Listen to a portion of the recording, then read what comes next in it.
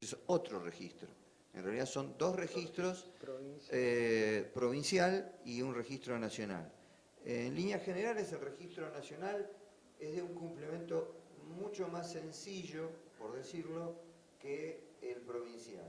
Y el provincial también está por especialidades, o sea, si yo voy a hacer una obra de pavimento, tengo que tener la capacidad técnica, o sea, maquinaria, determinados requerimientos de cantidades de maquinaria para hacer ese tipo de obra, como un profesional que va a ser el director técnico para ese tipo de obras. O sea, yo tengo que contratar a un ingeniero que tenga la incumbencia para pavimentos, asfaltos, otra para obras sanitarias, otra para edificios, otra para electricidad, bueno, así sucesivamente. O sea que una empresa que tenga todas esas especialidades es muy difícil. Yo les diría que aquí en Mar del Plata debe haber dos, Plantel y Coarco.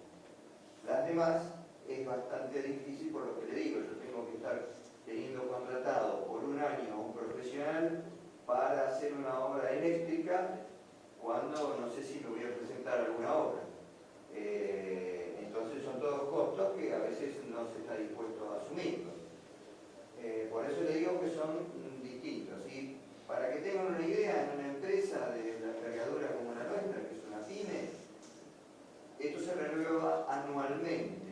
O sea que año a año yo tengo que hacer toda una presentación ante estos registros en la cual involucra a 2 o 3 personas mínimo durante casi 2 meses trabajando para preparar toda la documentación que requiere los registros de la provincia y de nación, teniéndolos con contadores, etcétera, etcétera. Y los costos, porque esto es raro que se pueda hacer en forma directa a la empresa, ir a presentar los papelitos en provincia, siempre se hacen a través de un gestor que aligera las cosas y cobra montos importantes. Bien. Bueno, ahí no me pareció la filmina, no sé por qué. Hay otros requisitos más que son que el pliego tiene que estar firmado en todas sus hojas. Si se pide, bueno, garantía de oferta, eso lo había comentado hace un rato, tiene que presentarse si la pide el pliego. Y bueno, también si a veces pide constituir el domicilio en la ciudad de Mar del Plata, si lo pide, hay que constituirlo el domicilio legal, más que todo por los temas judiciales y demás, en Mar del Plata. Más o menos, esos son los requisitos que nosotros, que de la universidad se piden para que una oferta sea admisible, ¿no? Ahora lo que iba a mencionar un poco es el tema de, no sé, capaz que ya lo conocen, si trabajan en esa parte, cómo está conformado un pliego de obra pública.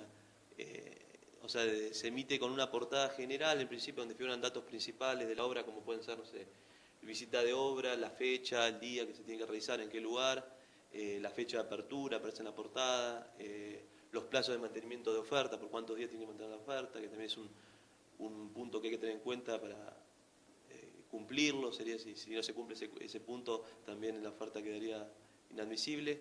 La forma de pago, cómo se van a pagar los certificados que se van enviando. Bueno, es un resumen más que todo para que cuando le llega a la empresa tenga idea un poco de un pantallazo general de qué se trata. Después de esta hojita viene la planilla de cotización, donde el oferente ahí debe indicar el precio cotizado, si es ajuste alzado, el porcentaje, en este caso, que explicaría la obra. Bueno, después el tercer punto que normalmente tiene son cláusulas particulares de obra, que lo emite también el departamento de obra, donde se indica el monto del presupuesto oficial, también cada cuánto se tienen que hacer las certificaciones y demás. Son también puntos de la parte de obra. También, bueno, también pliegos vienen con la memoria descriptiva, que bueno, también se hace un breve resumen de qué se trata la obra, qué es lo que hay que hacer y demás, pero generalmente es breve la memoria, una hoja, 2 hojas para tener una idea general. Después, bueno, está conformado el pliego de especificaciones técnicas, que ahí sí se menciona punto por punto qué hay que hacer, que no sé, yo digo, así lo digo de mi parte, ¿no? Qué tornillo, qué marca, o sea, puntito por puntito se describe cómo tiene que realizarse la obra. Después, bueno, el cómputo y presupuesto oficial, que hay algo ya había hablado Daniel, que bueno, más o menos ya lo mencionó cómo es. Un plan de trabajo y una curva de inversiones. El plan de trabajo justamente va diciendo en qué momento que tiene que irse realizando cada proceso. por último, lo que agregamos nosotros son el pliego de condiciones particulares administrativas, que están, bueno, todos los puntos que mencioné hace un rato, de certificado fiscal, bueno, todo lo que estaba mencionando, está ahí en esa parte, bien detallado cómo tiene que ser. Bueno, al evaluar las ofertas, de nuestra parte, se tienen en cuenta no solamente factores económicos, sino también no económicos. Que bueno, que un poco más adelante voy a hablar, que es en cuanto a las capacidades de la empresa, ¿no? Y bueno, y la forma de evaluarlo puede basarse con una metodología que esté fijada en el pliego o sin metodología que fije el pliego. El problema es cuando no está fijada la metodología en el pliego, es que hay mayor discrecionalidad o subjetividad en cuanto a otorgar a una empresa una obra, se necesita mayor fundamentación para hacerlo y bueno, y que si se adjudica una oferta que no es la de menor precio, tiene que estar realmente bien demostrado y fundamentado. En cambio, cuando ya tiene una metodología fijada por el pliego, ya es diferente el tema. Nosotros usamos en la universidad, dice sistema, bueno, funciones polinómicas, yo ese caso no lo conozco, nosotros no usamos el sistema pasa-no pasa, que es cumplidos ciertos requisitos, que es lo que había mencionado anteriormente, que es de documentación, se otorgaría la oferta de menor precio. Siempre y cuando, bueno, cumpla con las capacidades que después voy a nombrar, o sea, no solamente es el menor precio, sino que también tiene que cumplir con capacidad técnica, capacidad de contratación y demás. Bien, no sé si quieren acotar algo o preguntar.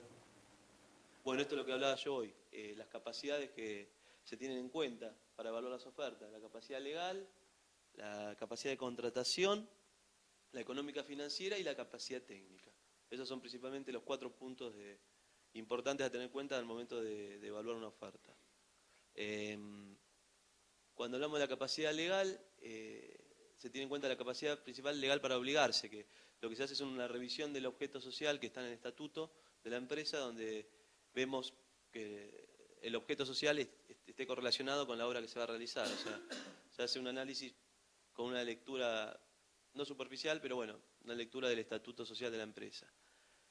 También se tiene en cuenta la habilidad para contratar, o sea, que no esté incurso en alguna inexistencia, o sea, que haya una inexistencia de inhabilidades.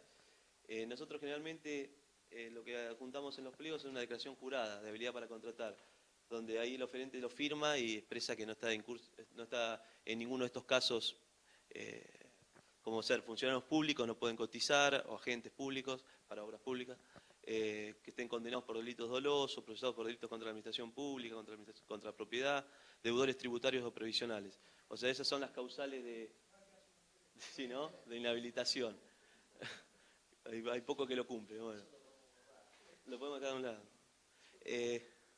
Y por último, lo que también tenemos en cuenta cuando hablamos de capacidad legal es la personería del firmante, que el que firma la oferta represente a la sociedad. Y si no, bueno, se puede ser representante legal o el apoderado. Si en el caso de ser el apoderado, después lo que le pedimos es o que esté en la oferta o se le pide después, es un poder que otorgue para poder firmar a nombre de la empresa, ¿no? Y más o menos ya lo había mencionado, la inscripción en los diferentes registros respectivos, como el de Constructora de Obras Públicas de la Nación, por ejemplo. Bueno. La capacidad de contratación, bueno, tiene un poco que ver con esto que estaba hablando recién. Se otorga el certificado de saldo de capacidad de contratación, que evalúa la capacidad que tiene la empresa para obligarse a futuro. Si tiene muchas obras contratadas, va a tener menor capacidad para cumplir con la obra que se esté licitando, ¿no? También depende del monto también de las obras, porque se pide para obras públicas, no para obras menores. Acá indicamos que es un valor referencial. ¿Por qué digo eso? Es porque no necesariamente se otorga a la empresa que tenga el mejor puntaje, sino que es un valor que se tiene en cuenta como referencia, pero no es preponderante para tomar la decisión, ¿no? Y lo que se hace también a veces es el cálculo del VAD, que es el volumen anual disponible, que bueno, creo que está mencionado acá, son un conjunto de fórmulas que también se piden para hacer el certificado de capacidad. Sí, no, para que no se vea, porque es un formulerío que no vale la pena mencionarlo. Se pide, por ejemplo, la obra esta que hicimos ahora de agrarias, se pedía el cálculo del VAD y te decía que el VAD tenía que ser mayor a creo que era 6 millones de pesos el VAD que pedía para que la empresa pueda ser elegida, ¿no? Pues se adjuntaban las planillas para que la gente firme las diferentes, cómo está compuesta la fórmula, pero no me empecé a mencionarlo porque son cálculos complejos que ya también de alguna manera se cumplen con el registro de constructores que son similares a las fórmulas incluso. Yo te hago una Sí, acotación también, me gusta hacerla en el medio, porque si no después me voy a olvidar. sí, Como ustedes verán, todo esto es muy complejo. En los organismos como el Estado, obviamente hay muchas personas trabajando para que esto se pueda cumplir, para chequear, para ir verificando. Desde lo privado, obviamente somos muy pocos y hacemos de todo. Pero como ustedes ven, cálculo BAD, ni tengo la menor idea qué es, pero yo lo que quiero que ustedes comprendan un poco que todo este régimen de obra pública, cuando hay una obra pública de una determinada envergadura, en realidad quizás esté bien pedir determinados requisitos, pero por el otro lado está orientado para que pocos puedan acceder. Vamos a ser sinceros, porque si no... y esto es me parece, es mi visión, es mi opinión, es una crítica que yo siempre hago, que deben existir o debe haber también calificaciones de otro tipo para la obra pública. No son responsables ellos, ojo, no estoy acusándolos, porque estos son leyes, decretos que son a nivel nacional. Pero esto obviamente está orientado a que pocos puedan llegar a este tipo de obras, porque uno cuando se pone con todo esto, si no tiene un nivel de empresa X y si no está con todos los papelitos en regla, es muy difícil poder cotizar una obra, al margen de todos los vaivenes económicos en los cuales estamos insertos en esta realidad. Por lo cual era algo que también se los quería contar porque que ustedes también vean que no es que sea algo muy complejo porque cualquiera que está en esto va a depender en un organismo de muchos, aquí intervienen contadores, arquitectos, abogados y en la empresa también hay que buscarlos. Tiene que depender de un contador, de un abogado, para interpretar a veces muchas cosas y después asesorarse. No crean que siempre van a estar, ni nunca estén solos, ni en la actividad privada ni en la pública. Siempre usen a los asesores que son contadores y abogados, fundamentalmente los abogados. Decía Norberto, un ejemplo les doy, en el caso de la universidad, la última obra esta de agrarias, que es de 7 millones de pesos, junto que fue una oferta, que es además una oferta de Buenos Aires. Si bien tengo entendido, cuando después el personal de la empresa debe tener creo que un porcentaje determinado en Mar del Plata, pero que quién lo va a verificar a Magoya, el asunto es que también genera lo que decía Norberto, es decir, caen empresas con esas capacidades. El INTEMA, que es otro edificio que estamos desarrollando de la universidad con fondos del BID, se presentaron una obra de 22 millones de pesos. O sea, un monto significativo para lo que es obra pública en Mar del Plata. Y bueno, las 6 empresas, ninguna empresa de Mar del Plata, ninguna. Entonces, y vienen, uno no los conoce, ¿no?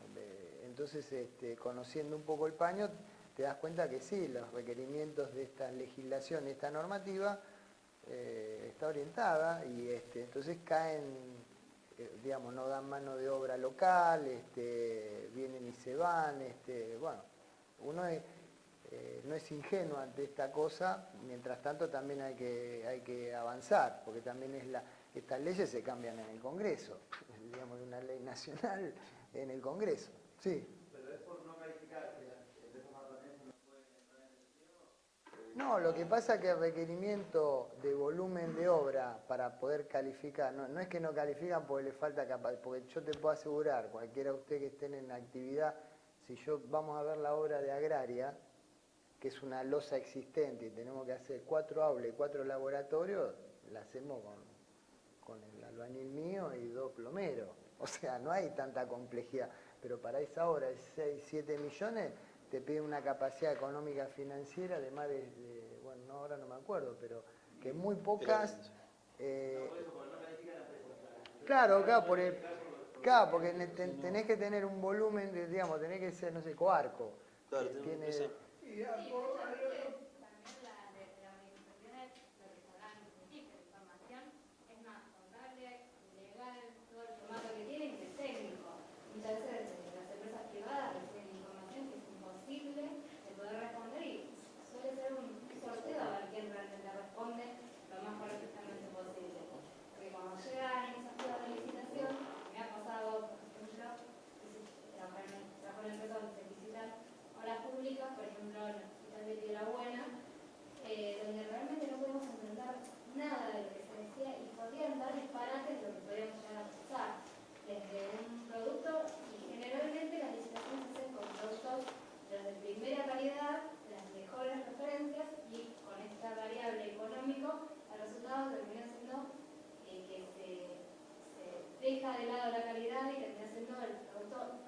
primero se reciclan esa calidad de producto.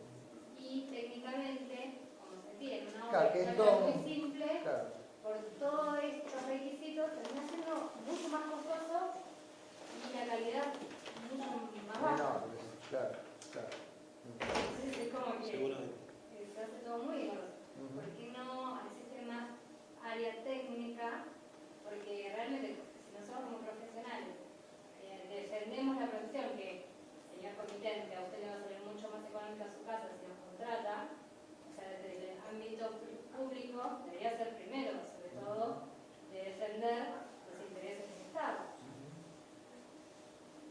Bien, estoy de acuerdo, es decir, las áreas técnicas, por eso viste que al principio uno se encuentra con áreas técnicas donde hay déficit digamos, de formación y eso, si vos decís, bueno, ¿cómo se arregla esas situaciones? Y bueno, tenés que tener personal calificado, formar, poder incorporar. Bueno, ahí tiene que haber más arquitectos. Digamos, todo eso también es digamos, el ampliar las plantas permanentes de los entes del Estado es una situación compleja también porque depende también del financiamiento del Estado Nacional. Cuando ustedes escuchan en estos últimos días que se está por aprobar el presupuesto oficial 2013, el presupuesto nacional, perdón, 2013, en el Congreso, a hoja cerrada, digamos, ¿no? Se viene el Ejecutivo y se aprueba. Bueno, en eso, en los que por ahí conocemos algunos niveles del Estado, es que le dicen, bueno, para la universidad, esto que se apruebe y levantan la mano, o sea, el 2013 olvídate de los arquitectos porque no están ni pedidos ni van a estar contemplados para ampliar ninguna planta de ninguna cosa, menos docente, digamos, de docente o no docente o de técnico. Es decir, no hay posibilidad, o sea, por eso te digo que los presupuestos cuando están casi cubriendo solamente el nivel, la masa salarial, bueno, está muy rezagada en mejorar las capacidades técnicas de muchas áreas, ¿no? O sea, pasa eso. Y bueno, y contra una legislación que califica a empresas que yo cualquier empresa pyme, como decía Norberto, está en condiciones porque conozco, o sea, conocemos, sabemos, si vos decís, ¿la podés hacer? Claro que la puedo hacer, pero no me dan los papeles. No tengo los papeles, ¿viste? El famoso, ¿te dan los papeles? No me dan los papeles, no llegamos. ¿Quién redacta los pliegos de condiciones? ¿Cómo? ¿Quién redacta el pliego de condiciones? No, pero los pliegos, no, los hacemos nosotros, pero sobre la Ley de Obra Pública Nacional que te piden todos estos requisitos. Todos estos requisitos que te mencionaba. Eso ya es nacional. Eso es nacional. Muchas veces pasa por distintas manos y termina en administrativos que realmente las empresas privadas tienen que comunicarse con ellos para tratar de entender ciertas cosas y no comprenden. Entonces, la respuesta... Sí, a veces son muchos puntos a tener en cuenta y Claro. tanto... tal cosa, pero en realidad no puede ser. Sí, en realidad cuando un pliego, como le llamamos nosotros, sale a la calle, es decir, si bien hay unas instancias de consulta, a veces sí, a veces el tiempo de consulta no nos ha pasado, que las consultas en realidad son de tipo administrativo, o a veces son de perfil que hay incongruencia entre un plano, digamos, de arquitectura y una especificación. Dice, acá me pedí esto, ¿cuál es? ¿Esto o esto? Y sí, pasa permanentemente eso, de no revisar, de que la cosa, bueno, es parte de la realidad. Sí. Yo te quería acotar respecto a tu pregunta. Yo creo que hoy el factor más importante respecto a las pocas empresas que se presentan hoy a las licitaciones es lo poco atractivo que es para una empresa constructora presentarse en la obra pública. Por los temas un poco que comentó Norberto. Los valores bajos con que están saliendo las licitaciones y las pocas posibilidades de poder ser adjudicatario de esa obra cuando uno se presenta, y el otro problema grave que tiene es la redeterminación de precios.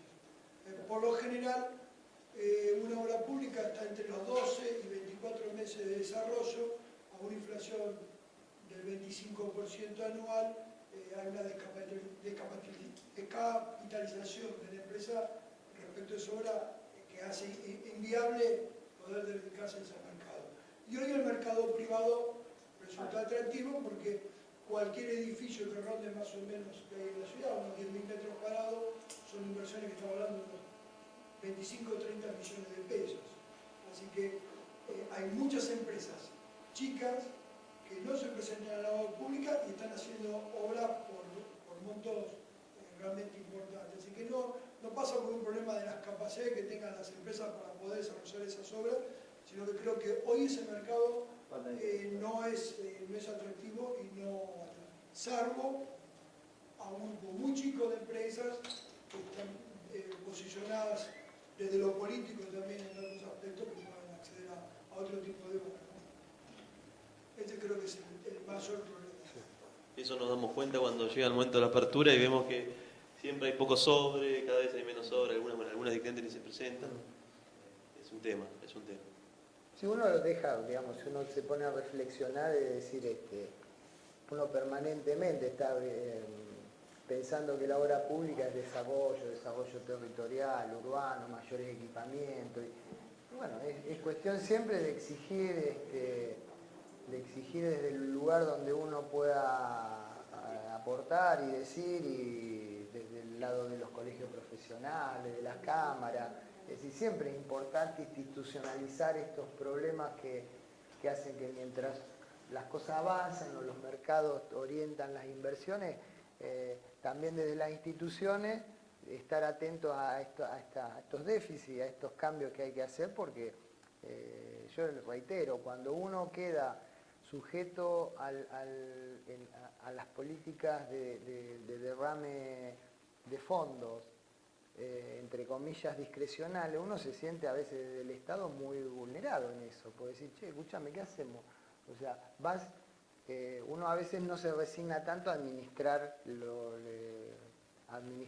lo caótico, lo podés hacer, a veces con cierta eficiencia, pero cuando vos te das cuenta que no podés ir cambiando nada, entonces uno en el ámbito nuestro de profesional decir, bueno, el proyecto, tener planes, tener un plan es una gran cosa que en nuestro país no está muy acostumbrado, como tenemos todo tan a corto plazo, todo a corto plazo, ¿viste? Mi hijo también, ¿viste? Son todos cortoplacistas, ¿viste? Si no me gusta esto, a los 2 segundos quieren otra cosa.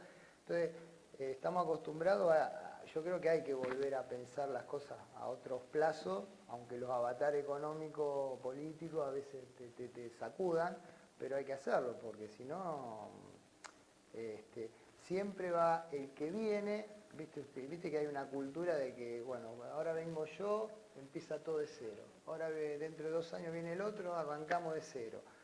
Y me parece que no debe ser así. Desde el Estado, por lo menos, tiene que haber planes que puedan garantizar con cambios, correcciones, rectificaciones, pero tener algún eje de continuidad, porque algunas ciudades de rango como la nuestra han podido avanzar teniendo planes estratégicos con algunas áreas que estuvieron por encima de las gestiones políticas.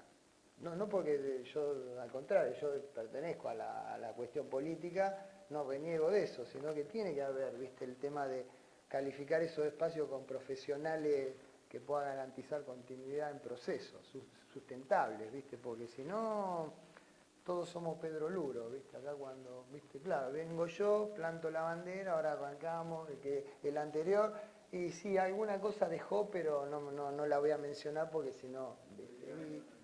Y es una tontería, porque la gente común, eso, ¿viste? Cada vez, pero bueno. También hay que comentar que, a ver, el comentario que hice recién está referido únicamente a lo estrictamente comercial.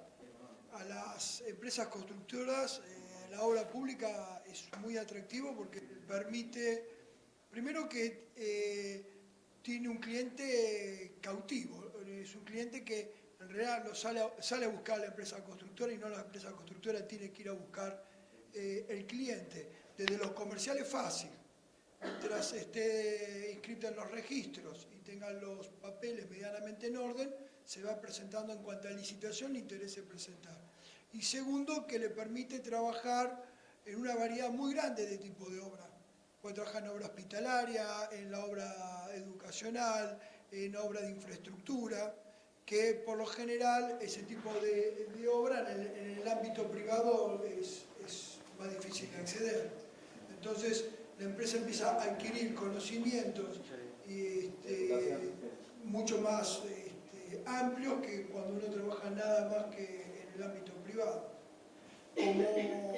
como cliente es muy interesante el Estado y luego la obra pública. El tema que hoy las condiciones para lo que nosotros evaluamos se cierran y te corren, ¿no? Y porque hay otra alternativa, ¿no? Porque está el sector privado moviéndose, entonces hay laburo y entonces... Sí, pero donde empiece a mostrar reglas un poco más claras y donde las empresas se puedan desarrollar de nuevo en la obra privada, la empresa que ya se dedicó a la obra privada vuelve enseguida. Que como obra es un desafío o como cliente es un desafío interesante, por lo que les permite desarrollar a las empresas. Yo te diría que es más interesante todavía que en el ámbito privado. Y la relación con el Estado es menos desgastante que con el privado. Está más pautada, hay reglas, hay pliegos, hay menos zonas grises que cuando uno interactúa con el privado, que no existe un pliego, todo de palabra, difícilmente a veces pueda firmar algún contrato, es más desprolija la relación con el privado que con el Estado. En el Estado hay leyes y está todo mucho más normalizado. claro. ¿Les permiten modificación de proyecto, por ejemplo, cuando sale un pliego con un proyecto? Sí, hay. Sí, se puede. Sí, generalmente se se consensúa con la inspección del ente para poder, sobre todo si hay... Sí, te posibilita economías o en demasía, Sí. evaluar cambios. Porque... Pero una vez adjudicada la obra, ¿no? Una vez... Sí, se Sí, puede, sí, sí. hay flexibilidad. Está bien, que hacer un corte. Ah, sí, como quieran. Sí, no más eso, está sentado. Como quieran. ¿Quieren que cortemos un poquito o un cafecito? ¿Eh? Ya está todo preparado, bueno.